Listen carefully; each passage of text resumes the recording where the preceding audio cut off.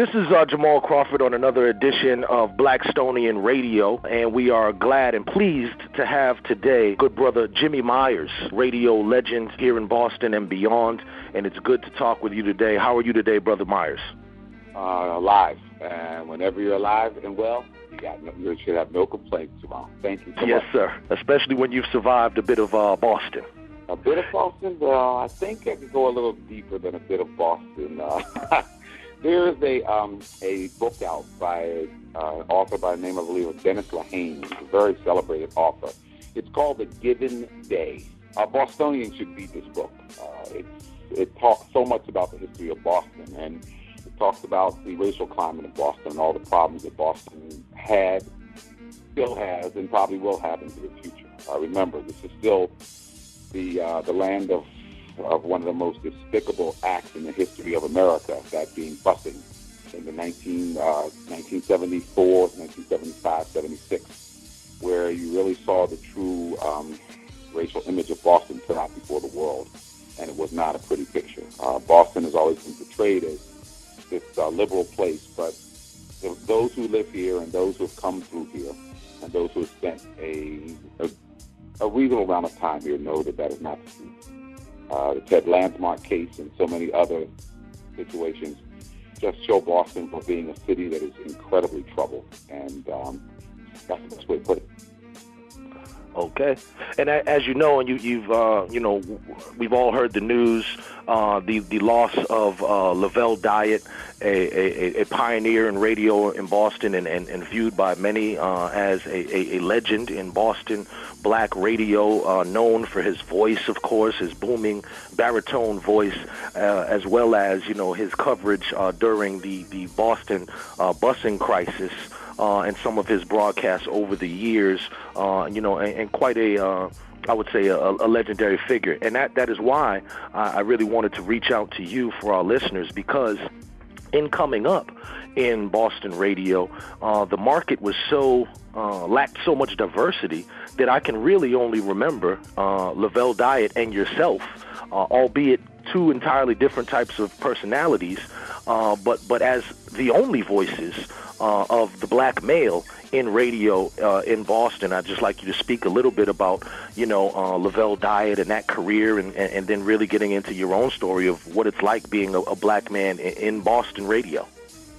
Well, I think first I'd also like to add a name there. Maurice Lewis was a name here. You may not have had a chance to hear him. Maurice Lewis anchored Black News on Channel 7. And there were several other people who came along. Lovell is probably the longest-standing voice of everyone. Lovell came here in the early 70s. I got a chance to produce Lovell's radio program when he was at WBZ Radio.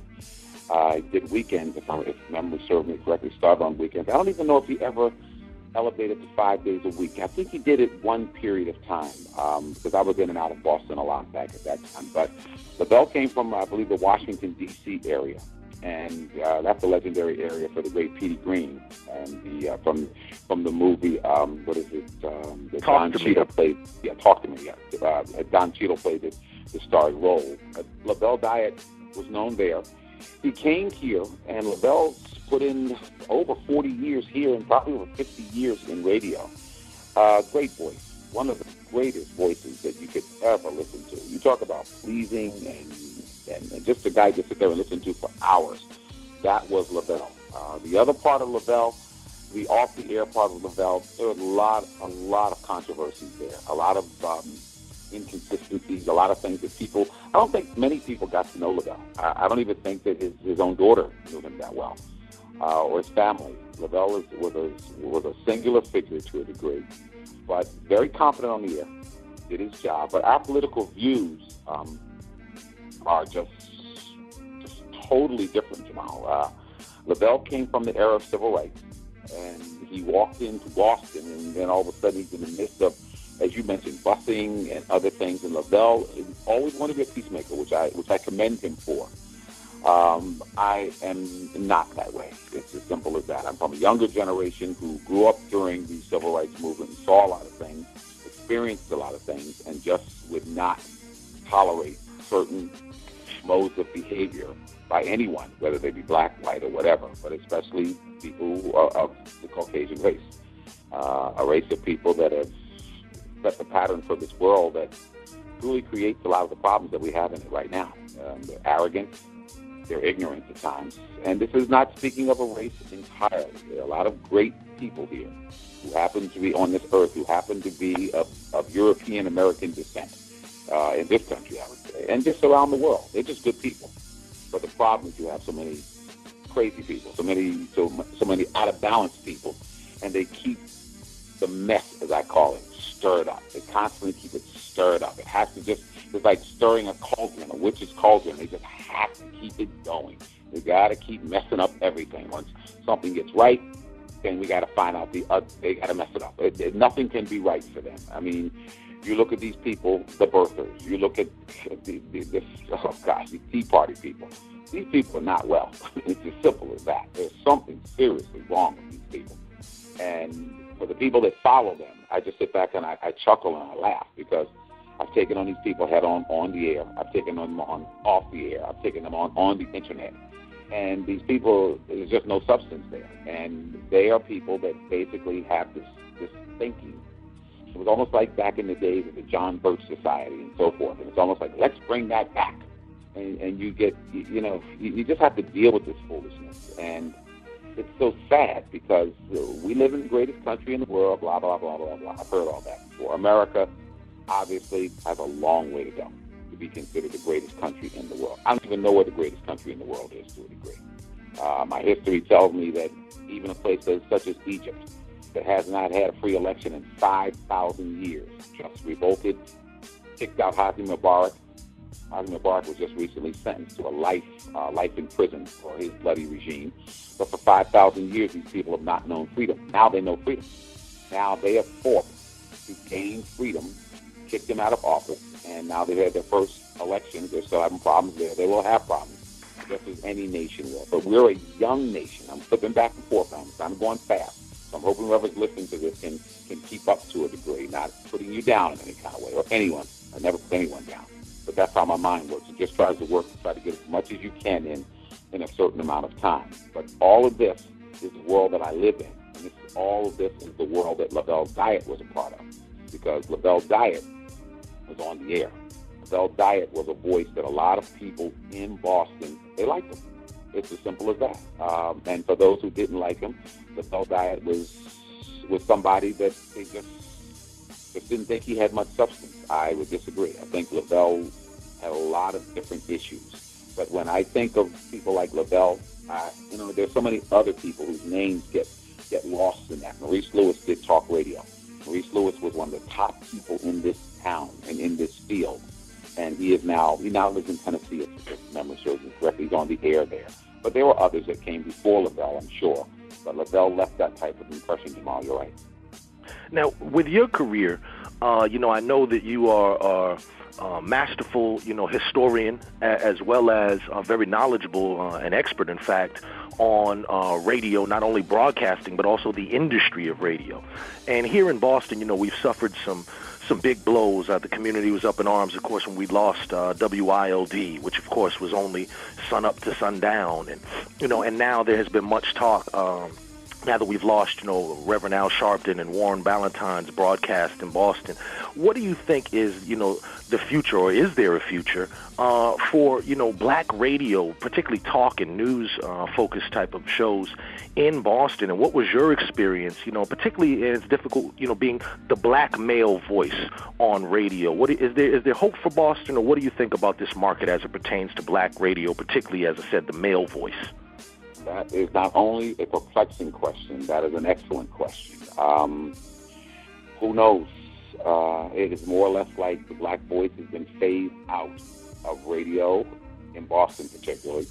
And that's so sad, because without a voice, a community just becomes dormant. And for years, my criticism of ILD was that they didn't do the type of programming you're talking about. All they played was music. All you played was rock and roll music or rap or whatever. ILD was a music station when it should have been giving back so much more to the community. when I was working at BZ in sports, one of the things that I would, I constantly did things at ILD to help them. And I would tell them, how come you don't have a talk show here? How come you don't do talk? How come you don't do talk radio here? See, this thing with Valentine Sharp and those guys, that was only in the last 5 or 10 years, right. I'd say. That was not during the 70s, 80s, 90s when ILD was making a bunch of money, but they were still a sun-up to sundown station, as you mentioned. But they only played music. All you got from ILD was music. No traffic, no weather, just about. You might have got weather, a little bit of weather, whatever. But I'm just saying that, ILD was all that the Boston community had, but it wasn't really much. And that's not to degrade ILD or the efforts that people made, but it was considered like local neighborhood radio and nothing more. People weren't listening to ILD. By the time I got there, right before I went over to WTKK, I spent 6 months there, and it was the last 6 months of the station. I was called and asked to come there. I did not want to go. I told them no, because I know what will happen is you'll start to do good things, and you'll shut it down. I was the only person that interviewed Governor Lovell Patrick 3 times on his way to becoming the first black governor in the history of Boston. Lovell Patrick was not interviewed anywhere else except on ILD those 3 times. In fact, he kind of shut things down with the rest of the media. But he was there for every single interview. And in fact, the last 2, he showed up early because he knew he wanted to get his voice out within the community. ILD was finally doing something then, but it was ILD AM, ILD FM. They had split the signal, and the craziness of everything that was going on there, it was just, I could see the end. The first week I walked in the door, I said, this is not going to last. I said, because now, all of a sudden, ILD can have a powerful voice in this community. And there were people that were calling my talk show in the morning. I was on from 6 to 10. The calls were flooding in from white people, black people, Asian people. Everybody was calling the program. It was becoming incredibly popular. And all of a sudden, they pulled the plug. Now, to back this up, I had never known ILD did ratings. In the 3 months, we had ratings. In the 6th month that I was there, my 6th-month anniversary, we had ratings. We had actually popped up on the radar screen in Boston for one of the first times. That was, even the people at ILD said this is a start. Rick Anderson was the program director there, and Rick Anderson said, I don't know of anybody that's made this type of impact that we could get this done. And where were you 20 years ago? I said, I would have come over here to do this if you were going to have sensible, intelligent radio, not booyah, yeah, brother, what's going on, what it be, and so I'm not going to do that on the air. That's not me. My parents raised me to be a very intelligent human being and to be able to tackle and to attack issues and to always try to put issues on the table and to deal with them as you must. There's some very painful things about black people that I said on the air at ILD. Some things that we ourselves have to clean up. It's as simple as that. I'm not trying to be Malcolm. I'm not trying to be Martin Luther King. I'm just being Jimmy Myers, and I just tell people what I think and who I am. This, all of a sudden, boom, the station was sold. Now, they couldn't sell ILD until we started doing this kind of powerful stuff. Right after I was on first, and I believe it was Michael Eric Dyson second and Al Sharpton third, or flip-flop, either way. But we had talk from 6 in the morning to like 4 in the afternoon, and it was making a difference. I would see people in the street that said, wow, this is the first time I've ever heard something I could be proud of, something that a black man speaking global opinions, not just Boston opinions, but global opinions. A black man that could go out and get people from all over the world on his show. We were talking to people in England. We were talking to people in Afghanistan. We did one of the first and only broadcasts, of into a war zone. We had people on, we had soldiers on, speaking to their family members on Mother's Day, I believe, and Father's Day, if memory corrects me, because Tony Bennett was the producer of that program, and I still have it. It's legendary stuff. Nobody had even thought of doing these sort of things, and we actually got permission from the War Department, went through all the credentials, and talked to people from Massachusetts who were in a battle zone. I mean, this is the kind of radio that we did. every day. And I constantly fought with the mayor at that time, and Mayor Menino came on the program. I fought with him over the violence that was going on in the streets at that time. I just couldn't tolerate it. I just felt that, more and more has to be done to stop this chain of violence. So I was doing stuff that other people just were not doing. And I know a lot of my contemporaries in the business were listening to the show. Because of what I would see them, they'd mention certain things, or they'd bring up certain things, and they'd say, well, how did you get that? Or how'd you wind up finding this person, or whatever? I said, look, I started out as a producer in radio. My field was sports. I still cover sports to this day. But for 38 years, most people only knew me as a sportscaster. But I had done serious talk radio in other places. So I knew what serious talk radio is. One, you have to read 5 newspapers a day, which I do. You have to surf the internet every day, which I do. You have to know the stories. You have to know the background of the story. You have to have contacts all over the world, not just locally, which I do. So I used all these things and told myself, this is what I want to do. And ILD had it. And next thing you know, the station got sold for $10 million more than they were asked. So they sold it right from under us. So, and I find out on a Friday. I was told on Friday I told on a Friday that it was over, just like that. Come in Monday or whatever, they came in Monday, boom, everybody was told they were let go. And that's something that I'll remember for a long time. They made a settlement on my contract and everything. We had a 2-year deal. But it was sad. It was sad how that happened, because I really felt, more than anything, here was the chance. Here was this one chance that black people could have a voice in that community. And I'm talking about a powerful voice. Because a lot of people listen to ILD, but I'm sure when they turned in there and didn't hear music anymore, whoa, what is this? Then all of a sudden you heard intelligent talk. So that part of my experience was incredibly painful, because I put a lot of work into that. And we did interviews, we talked to entertainers, we talked to politicians, we did everything. And it could compete with any radio in Boston. And, it was just sad. It's just sad that things turn out like that. I had Reverend Bruce Wall on. We talked about issues on when I went to TKK with Bruce Wall, but I've known Bruce Wall. He had been on when I was at ILD. I had the ministers on. This is the first time you heard black ministers actually sitting down talking about social issues, not from the pulpit, but on the air. We just did groundbreaking stuff for black radio.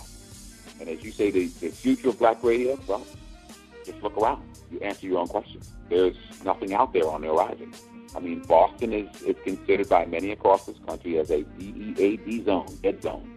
I've talked to many of my colleagues and said, Jimmy, why don't you go back to Boston and start something or do something to help the black people there? Well, I volunteer 2 days a week here. I work with their children.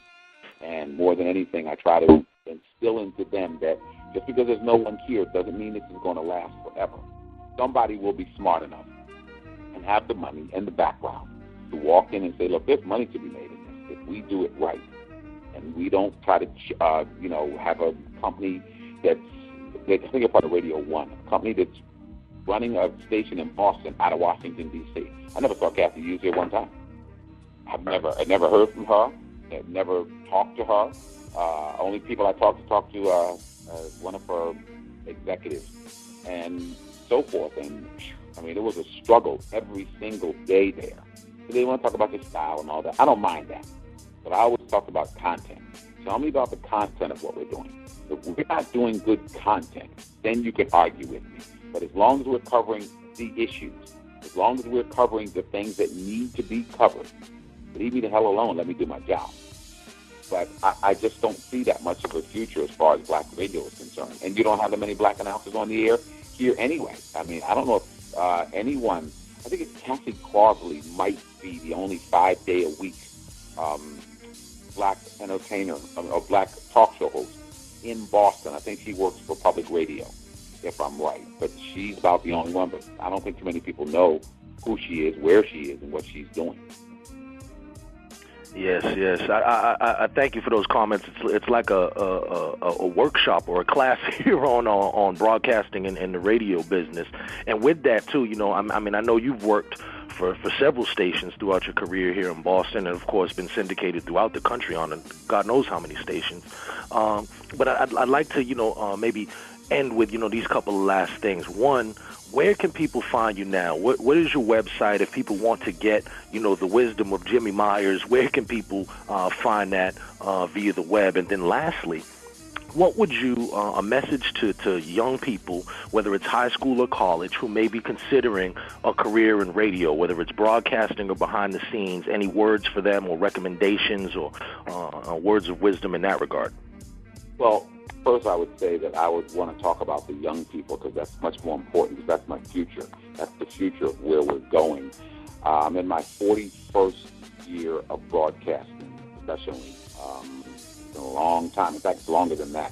It's closer to 43, if I'm right. 43, 44. I kind of lose track after a while. But the advice I would give to young people is that, one, be well read. That's the most important thing. Read 4 or 5 newspapers a day. Keep up on current events, and then get into your history books. Read as much as you can about the history of this world. Not the history of where you live, the history of this world. And you'll find out why things are as screwed up as they are right now. I mean, you talk about, all you have to do is look at the presidency of the United States. A black man is ascended to that position, and yet there's still groups of people, pockets of people, that run around talking about the same stuff they talked about 4 years ago. Oh, where's the birth certificate? Where's this? Where's that? All the dumb stuff to try to cloud the issues. That Barack Hussein Obama, is probably the smartest president we've had sit in office. I'm talking about intellect, IQ, and so forth, probably in the last 100 years. And that's speaking deep, but I've gone back and studied the records of all of these presidents. Franklin Delano Roosevelt comes up immediately, I know, because he was a giant. Yet at the same time, I mean, very few of these people are as smart as Barack Obama. And look at all the grief he goes through every single day from America, from the people he represents. I mean, the stuff he's done outwardly, the stuff he's done quietly, the stuff he's had to fight through all kinds of foolishness with Congress and the Senate. All of this every single day. And yet the first black president has weathered all of these storms thus far. And if there was anything to be found on him that would be detrimental, believe me, there would be front-page headlines. He's a family man. He does what he's supposed to do. He has said he's not a Muslim. He is a Christian. And whatever that is, it's just... And I'm telling you this, I'm telling this to young people so they understand. This is the message that I'm going to give you. Be strong. Be strong of will. Be strong of mind. And most important of all, be strong of spirit. And never let anyone put you down. Never let anyone tell you that you're not good enough to be there. I've been a lot of firsts in my life, Jamal.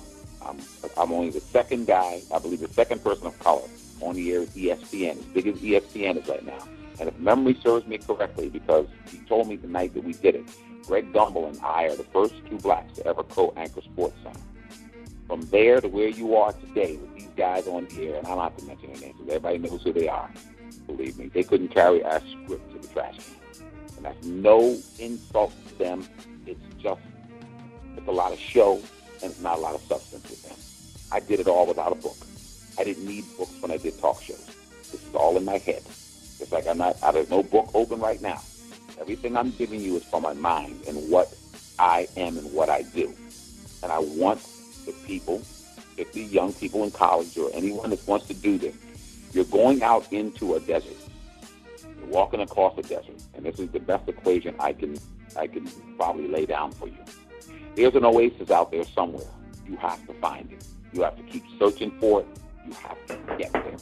Once you get there, then you must do your absolute best to hold on to your dream as long as you can.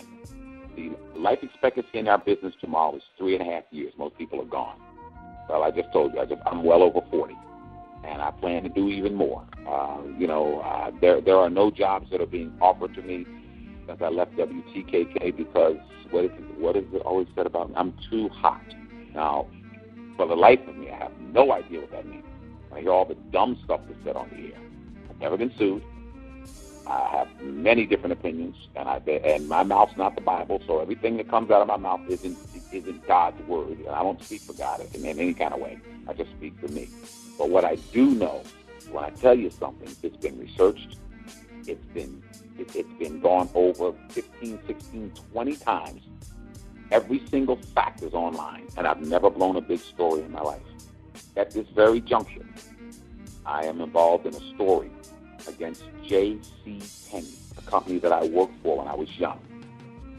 We broke the story in regards to a small visual company in New York by the name of Hudson and Broad suing J.C. Penney, a multi-billion-dollar corporation, because J.C. Penney stole their idea. They came to me. They could have gone to any reporter they wanted to. They came to me and asked me, will you take a look at this and tell me what you think? We already have stuff out on the internet on this, and we've broken a major story. It's been in all the business reports around the country. That's how you hear from Jimmy Myers. When something gets broken, or if a story gets out there on the internet, it doesn't have to have my name on it. I'll know if it's mine or whatever, because I put it out there. Now, as far as Jimmy Myers is concerned, I have a website. It's called thejimmymyersreport.com. And it has, I try to keep it updated when I can, but I'm on the road a lot, so I really don't get a chance to update it as much as I want to. In fact, I have several things that I'm putting on there today that I'll update it pretty much up to the present, but at least up to this week. But I'm on the road a lot, so I just don't have time to be sitting around doing internet stuff. But I still do undercover reporting. I still do a lot of different reporting in different places that a lot of the local people of Boston don't even know. And sometimes people around the country don't even know. I do a lot of different things. But my hand is still in broadcasting. I love it more than anything. I'm not ready to give it up. And anyone hearing this interview, there are ways of finding me. If you're interested in a voice that's going to make people listen, or that'll at least make people stand up and listen, then Jimmy Myers is your guy. But you better know when you come to hire him, 1, you're going to pay him. 2, he's going to be treated with respect at all times. 3, he's going to show up every single day, dead, cold, sober, ready to work, and he's going to put it all on the line every single time, because that's all you got, Jamal. That's all that you have. All you have. What did my dad used to say? All you have in this life is your word. And you can go anywhere around this world. Maybe a lot of people don't like Jimmy Myers, but I guarantee you, no one can say he's not a man of his word. There are very few people that would ever say that. If I make you a deal, I make you a promise, I tell you I'll do something, it will get done some kind of way. I've witnessed that myself, sir. And I certainly thank you for taking the time to speak with us on Blackstonian Radio. You know, I love that. Blackstonian Radio. Great name. Yes, sir. Thank you. Please thank you. Keep up the good work. And if you need to find me, you'll know how to find me. I'll be available. Yes. And actually what we'll do is we'll feature your website on Blackstonian.com, so we'll give people a direct link. And obviously, this interview will be broadcast via several mediums, not the least of which is, of course, a brother that you mentioned, Pastor Bruce Wall, who has started his own effort into radio broadcasting with Boston Praise Radio. So we'll be working in conjunction with him as well. And once again, I know you've been an inspiration to me, and I thank you for everything that you have done in regards to provoke thought and critical thinking and analytical thinking here in the Boston audience. And God knows I certainly miss hearing your voice on the radio, and I know many others do as well. Thank you so much. You're very kind. God bless you. All right, my brother. Thank you for taking your time to be with us on Blackstonian Radio, and I look forward to speaking to you again in the near future, sir. My pleasure and honor. All right. Peace. Peace.